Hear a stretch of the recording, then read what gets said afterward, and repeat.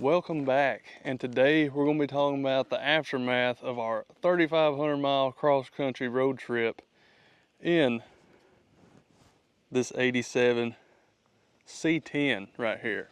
We took this thing across the country, like I said, to Dino's back in November, and we've done pretty much nothing to it since. So, it needs a little maintenance. We've already done some work to get it back whipped into shape. So, we're going to pull this thing in the shop, get it up in the air, and do a little work on it.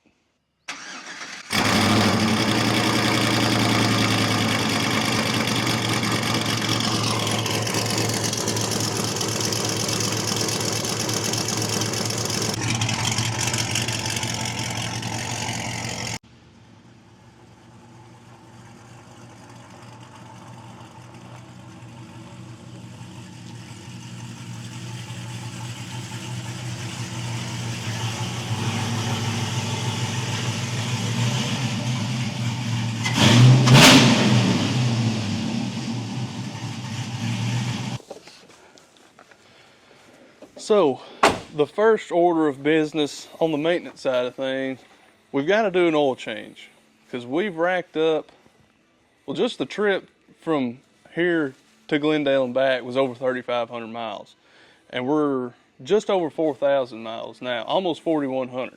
So we're definitely due for an oil change. This is probably going to be the second oil change on this motor since it's been put in the truck and freshened up. Got to get it in the air and do that. And if you remember from the video where we come back with this truck, or when we was standing in the parking lot in Arizona, we mentioned the windshield. We'll roll the clip again for those that don't know. Somebody's golf ball hits this truck. We will find you. As long as it don't hit the glass, I'm probably alright with it. Yeah, definitely not the windshield. I don't want to put a front glass in this truck. So we went ahead and put a new windshield in it. It's not busted, thank goodness, not yet. But that's just a casualty. You're going to have those. We've learned that's just part of it. That's really all it needs. Well, when we was on the road too,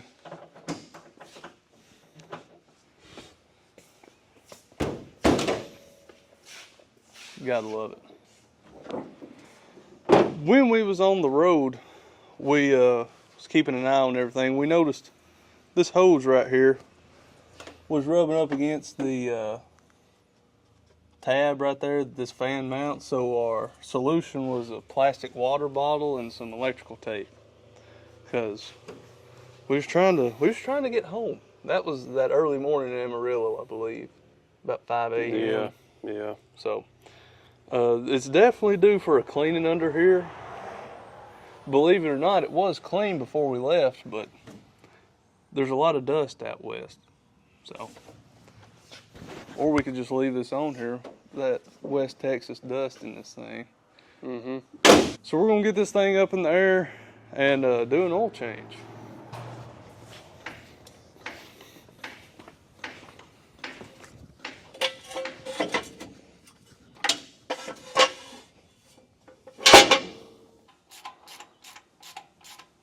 You look very concentrated. I am. Why? Are you making fun of me? Oh, Look at that. you got lucky on that one. No, man.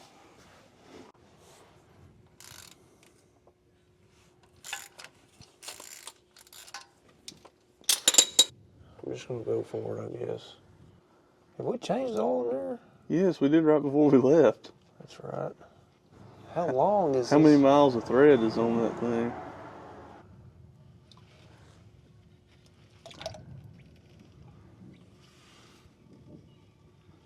PF48. That's what we got. What you got? That's it. That's him. That's a little joker. Yeah. Here's the situation, okay? I couldn't remember if this thing held 5 or 6 quarts. So I looked it up. And everything I seen said 6 quarts.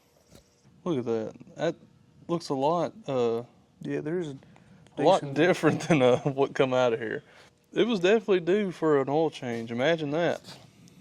drive one 4,000 miles and it needs an oil change. Who would have thought? You gonna spill all of that when you go put it under the truck. No. Oh, yeah. It's all good. Yeah, you a little shaky anyways. I'm not shaky. Don't forget to put some on your O-ring. Did the old O-ring come off with the old oil filter? Yeah, it's on. Okay. Just like that. All right. Let her rip, tater chip. Then we'll put her on chip. Whatever you say. There's no better place for it to scatter. I've heard that before. Than right here in the shop. That's what they say.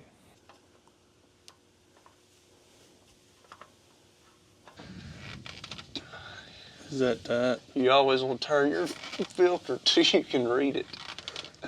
Yeah, well, the last time it was the label was inside the thing right there, and you couldn't read it. Okay, that's all I'm going on it. I guess the bucket I picked was the perfect size, because she's full, and it was definitely time for changing. As long as there's no glitter in it, everything will be all right. Ain't that right, Ken? Dude, you act like we've ran this thing 20,000 miles. 20,000 miles overdue. I mean, it was barely. I mean, people run these all the time, 6, 7, 8,000 miles, and not change them. I mean, now I was looking. It's a big funnel. See, that's what I'm saying. I was looking for the funnel with the bigger diameter hole in it, but this is the only one I could find. So we're just gonna have to make do. That's about all she wrote right there. It's got a little more left in the tank, you know. It is about to rain. It's fixed to come a flood. It turns orange outside. It's about to rain. Yeah, it's definitely orange outside. Which may have everything else we was gonna do here canceled. So May have to postpone that till tomorrow. All right, that should definitely get. It looks green to me. It does look green. The other stuff did look more brown. That looks green. That's all. It's organic. It's all going the same place, you know. Now, one of these days we're gonna have to build a bracket for our old radiator hose here, but for the time being, I don't think it's gonna hurt nothing.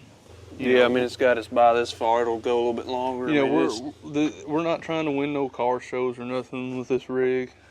Yeah, this is really just a driver. I mean, at the end of the day, it's. Yeah. Don't forget to put your Earl cap back on. Yeah.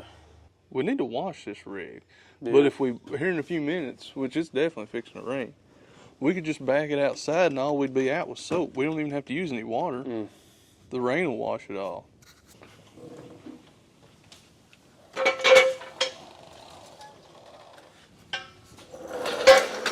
Just like that, oil changed right on cue.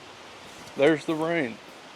Yeah, so really nothing other than regular maintenance on this thing, because, I mean, change oil, check everything. I mean, that's the key really to driving something that far, is kind of just watch everything. And a lot of this stuff, we kind of done preventative maintenance before we left. I mean, we put ball joints in it right before we left. We had, checked everything from lowering it. I mean, U-joints? Yeah, we already put U-joints in it. We already had that happen. So luckily that happened when it did around the house here. So fixed all that. And I mean, other than something internal mechanically, which you can't plan for that, if that happens, it's just going to happen.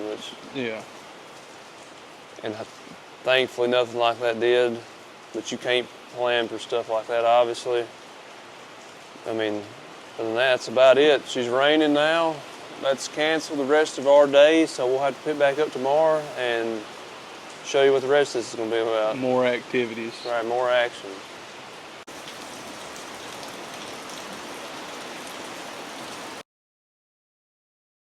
So our afternoon got cut short yesterday. It was raining, so we're going to pick back up from what we were going to do then, and it involves this wrecker we got here. Now, you've seen this in the background probably on our other videos. We actually used it a couple months ago when we pulled the tan truck. We're putting a big block in, kind of out of the woods over there. Used it for that, worked good, you know. But have not really talked about it or said much about it. So we're going to kind of get into that, because we're going to use it again today on the same project, just in a kind of a different form. Right. and how you refer to it as we're going to use it to go fishing. So Right. We're guess going to you use can the wrecker, do a little fishing. you want to call it that. So this is a 1977 C30 dually wrecker, cabin chassis truck, which has got the shorter, narrowed rear end in it. Somebody's put this wrecker bed on it. It's a 3-speed, got the PTO, runs all the wrecker stuff, all cable. Nothing's electric on it. Yeah, this thing is fully decked out, all this stuff in it you see here. It's what She is decked. how She's we got fully it. furnished. It's got the little triangles you set up on the road. We got blocks of wood. all these pre-cut blocks of wood, you know. We got some hooks and such over there on the other side, you know. It's got just random stuff you'd use, you know. Right. And I believe when we got this, it was a one-owner wrecker or something. It was one owner bought new somewhere in Alabama. That's all I know. Yeah, it was. But bought new at like a body shop. And on the door there. Yeah, it's on the door there. But bought new by this body shop, and as far as we know, it's been a wrecker since day one. Yeah. So one owner rig until we got it. Instantly, you know, it's this 77 model. If it's got yellow trim, that's a dead giveaway. Exactly what I was gonna say. And now you can put yellow trim on any 73 to 80 truck you want to, but if it's factory, it's a 77. Right. It was an original red truck. It's obviously been painted, and you can see there's clear coming off of it. It's it's just dated a little bit. Right. It still works, as far as I know. Everything works on it. Everything except that light bar up there. Yeah, except the big light. So, but she's got the stripe kit. You know, it's striped up. She's got the gold stripes. Got the chrome wheels. Got the gangster gold stripes. Right. These mosquitoes, man, are terrible.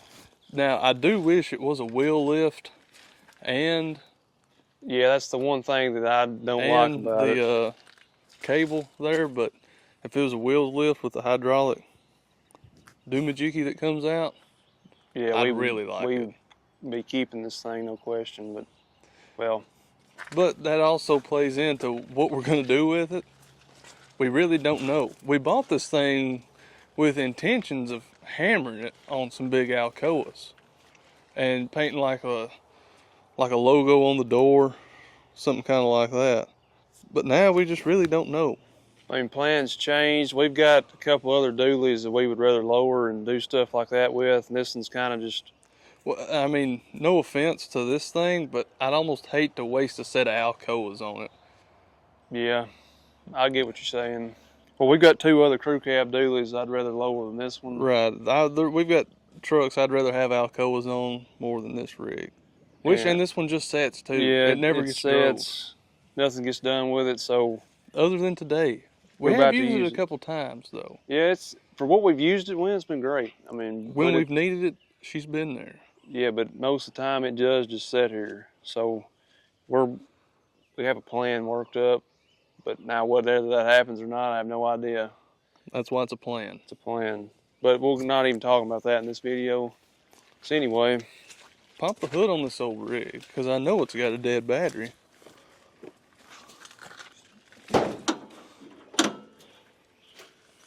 She's a 350 small block. Clean rig. 4-speed.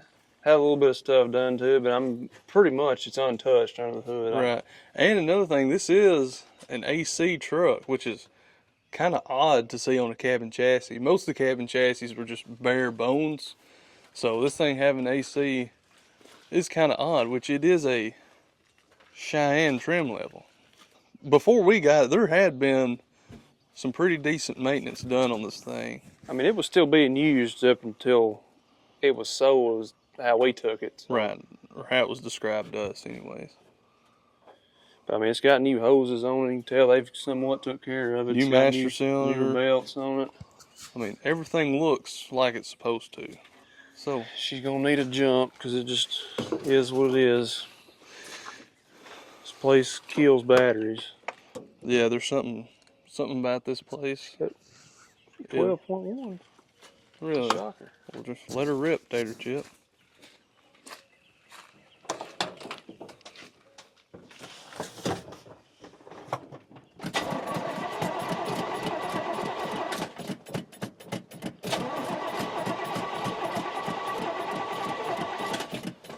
Have you tried pumping it? Huh? Have you tried pumping it? A little bit. There we go.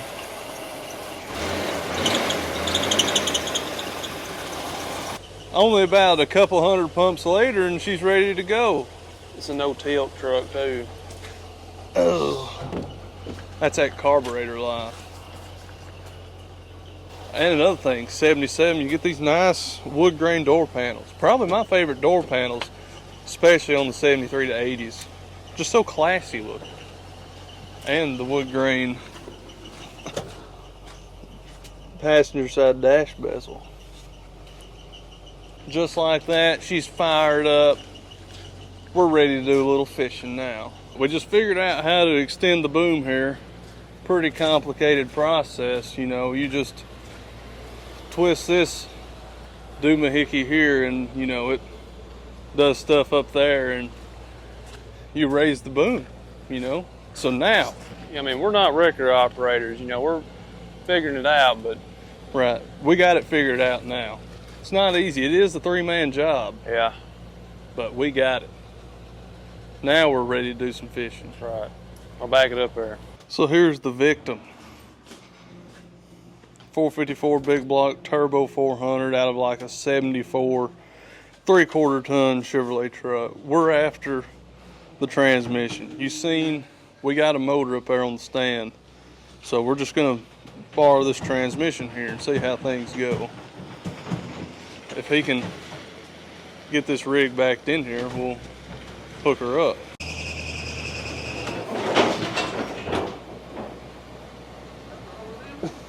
Perfect. Pull up just a little bit. Come here, we're gonna give a demonstration here how you. Demonstration. All right, you put the emergency brake on, clutch it, PTO, there she goes. Is it on? Now you let out of the clutch. She's spinning like everything. Pro tip, when you get done using it, you might want to pull the parking brake off. Just a thought. Probably so. All right, you want to hold this camera here?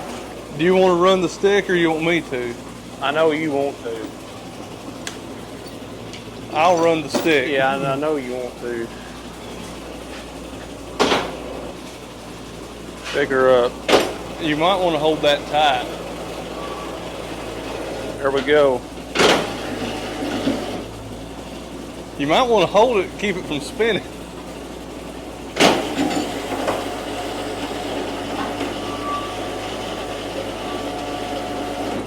Like that. That's all we've got.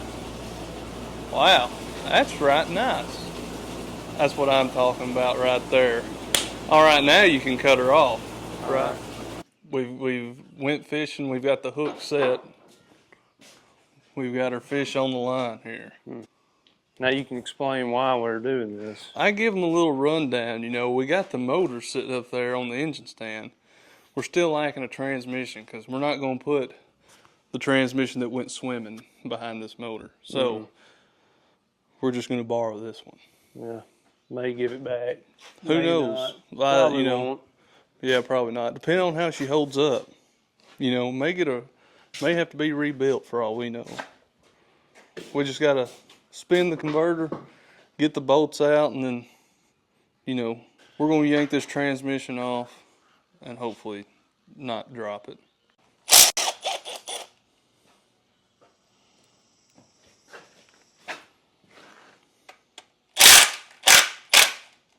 Okay, it's going to move. Yeah. Okay. Every bolt you take out of this smells burnt. It's old.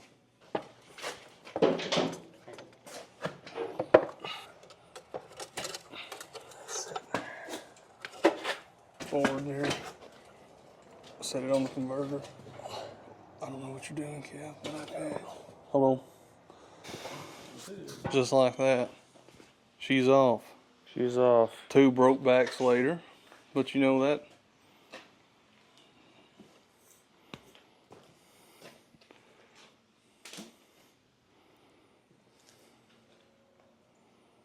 All right, now we're going to throw this engine stand on this motor, set it back down. It can go back into hibernation over there. Now we get to clean this transmission Clean it up and paint it.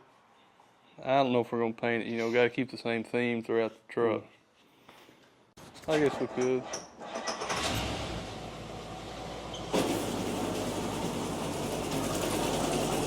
All right.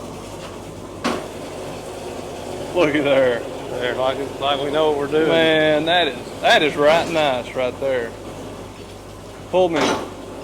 There we go. Do we want to put that back in or just leave it? Oh, I just leave it. We'll probably revisit that thing for some alternator brackets anyway. Roll this transmission over to the wash bay and we'll be back in business. This thing's got about, I think our dad said like 20 something years, 25 years worth of overspray. And that's not counting the dirt that's under the overspray.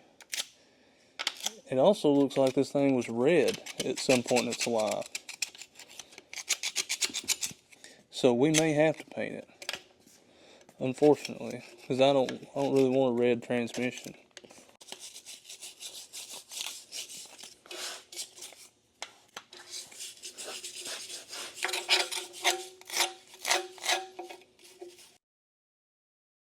So got the transmission painted, and it's nothing. I mean, this is just spray paint. This is just to cover up all that stuff because it was red for some reason.